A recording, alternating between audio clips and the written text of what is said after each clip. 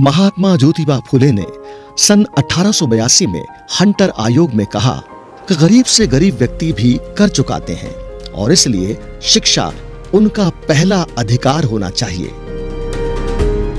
गांव की परिधि के बाहर खानाबदोश जनजातियों को हजारों वर्षों से समाज के लिए विभिन्न भूमिकाएं निभाते हुए देखा गया है। वडार उन्हीं में से एक हैं। प्राचीन भारत की धरोहर, हमारे मंदिर हों या फिर हमारे इतिहास और पुरखों के शौर्य के प्रतीक हमारे किले, सभी को बनाने में वडार जनजाति का अमूल्य योगदान रहा है। कौन है ये वडार?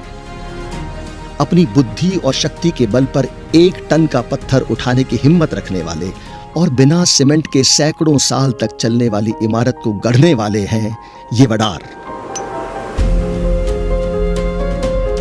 ये अपने आप को सम्राट अशोक के वंशज मानते हैं। वे कड़ी धूप में भी हथौड़े चलाते रहते हैं और पत्थरों से निकलने वाली धूप में लगातार काम करते रहते हैं। शक्ति के उपासक हैं और पत्थरों पे काम कर भगवान बनाने की कला इनके हाथों में बसती है। भारतीय संविधान के शिल्पकार भारत रत्न डॉक्टर बाबा साहेब भीमराव अंबेडकर ने इन भटकते लोगों के उत्थान के लिए कानून बनाया। संविधान की धारा 46 में अनुसूचित जाति, अनुसूचित जनजाति और अन्य कमजोर वर्गों के शैक्षणिक और आर्थिक हित का पूरा ध्यान रख इन्हें सुरक्षित किया गया है। शरणार्थियों को सम्मान मिला, उनकी कॉलोनियाँ बनी। उस तरह से हमारे वडर समाज की कॉलोनियाँ नहीं बनी, क्योंकि वो कूड़ा कचरा समझ रही सिस्टम और उनको सम्मान नहीं दे रही है। मेरी सरकार से ऐसी दरखास्त है और हमारे सिस्टम से भी दरखास्त है कि तुम अपने भाई बहनों को जैसा प्यार करते हो उसी तरह से हमारे वडर भाई झिंगा भोई, मसन जोगी, नाथ जोगी, ये सब लोगों को अपने प्यार करना चाहिए, गले लगाना चाहिए। वो भी इंसान है। वैसे तो वडार समाज पूरे देश में फैला हुआ है, लेकिन मूल रूप से ये उड़ीसा और आंध्र प्रदेश के निवासी हैं।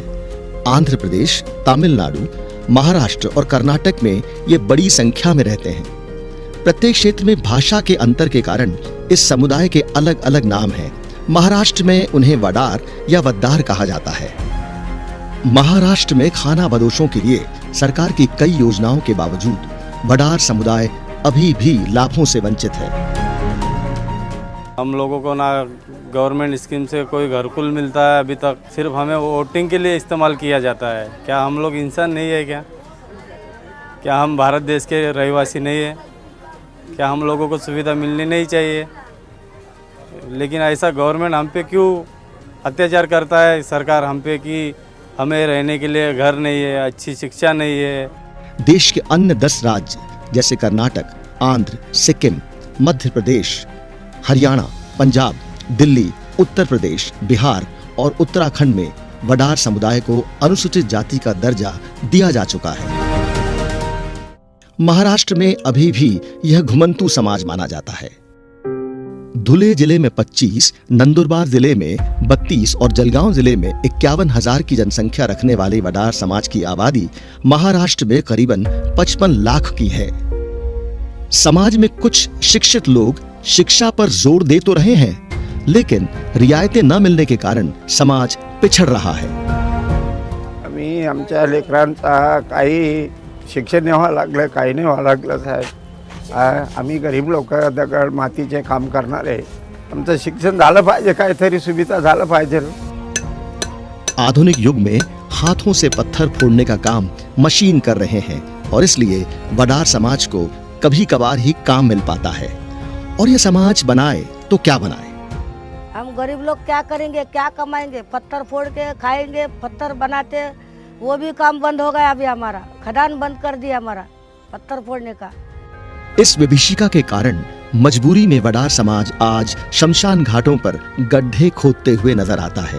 कईयों के पास तो भीख मांगने के अलावा और कोई उपाय ही नहीं बचा है। महाराष्ट्र में वडार विमुक्त जाति यानी एंटी नोमैडिक ट्राइब में शामिल है। अगर वडार समाज को अन्य राज्यों की तरह SC, ST का दर्जा मिल जाता है तो शिक्षा की प्रगति में तेजी लाई जा सकती है, ऐसा अनुमानित है।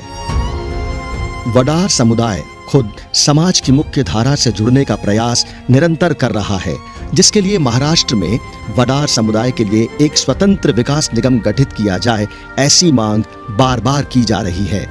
हमारी ऐतिहासिक धरोहर के निर्माण में अहम भूमिका निभाने वाले वडार समाज के पुनर्निर्माण की आज आवश्यकता है, जिसके लिए संगठित प्रयासों की जरूरत है, ताकि यह समाज भी अपने कला गुणों और क्षमताओं के साथ मुख्य प्रवाह में आकर देश की विकास यात्रा में अपना योगदान दे सके, ठीक उसी तरह जिस तरह इतिहास में दिया था।